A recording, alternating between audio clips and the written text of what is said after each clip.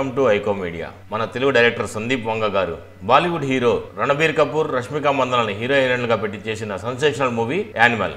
ఈ సినిమాపై మొదట్లో విమర్శలు వచ్చినప్పటికీ సూపర్ హిట్గా నిలిచింది. ఈ సినిమాలో హింస, అసభ్యత, బోల్డ్ సీన్స్ ఎక్కువగా చూపించారంటూ చాలామంది పెదవి విరిచారు. కానీ ఈ సినిమా ప్రేక్షకులని బాగా ఆకట్టుకుంది. తెలుగు, హిందీ భాషల్లో భారీ కలెక్షన్ సాధించింది. రికార్డు క్రియేట్ చేసిందనే చెప్పాలి. వరల్డ్ వైడ్గా ఈ సినిమా ఏకంగా 900 కోట్ల వరకు వసూలు చేసిందంటే ఈ సినిమా స్టామినా ఏంటో మనం అర్థం చేసుకోవచ్చు. ఈ సినిమాలో రణబీర్ కపూర్, రష్మికతో పాటు మరో బ్యూటీ తృప్తి డ్రీమీ కూడా నటించింది. ఈ అమ్మడి కెరియర్కి యానిమల్ సినిమా మంచి మైలేజ్ ఇచ్చిందనే చెప్పాలి. ఈ సినిమాలో తృప్తి డ్రీమీ కనిపించింది తక్కువ సేపు అయినప్పటికీ విపరీతమైన పాపులారిటీ సొంతం చేసుకుంది. సోషల్ మీడియాలో ఆమె ఫాలోవర్స్ విపరీతంగా పెరిగిపోయారు. అలాగే ఈ అమ్మడి చేసిన బోల్డ్ సీన్స్ వల్ల కొన్ని ట్రోల్స్ను కూడా ఎదుర్కొంది. దీనిపై ఆమె చాలా కాలం మౌనంగానే ఉంది. తాజాగా తనపై వస్తున్న ట్రోల్స్పై నోరు విప్పింది. ట్రోల్స్ వల్ల తనకు ఎలాంటి ఇబ్బంది లేదని తెలిపింది. తృప్తి యానిమల్ సినిమాని ఎందుకు చేసింది అనే ప్రశ్న చాలా మందిలో ఉంది. దీనికి ఆమె సమాధానం ఇచ్చారు.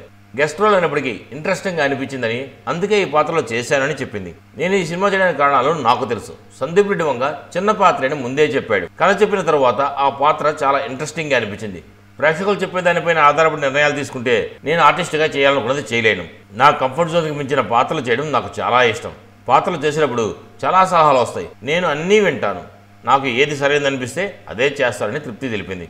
సినిమాలోని బోల్డ్ సీన్స్ రాగానే నా తల్లిదండ్రులు కేకలు వేశారు. సినిమాలో ఆ సీన్స్ ఎంత ముఖ్యమో పెద్ద చర్చే జరిగింది. నా తల్లిదండ్రులు నన్ను చూసి గర్వపడుతున్నారన్న విషయం నాకు తెలుసని తృప్తి చెప్పింది.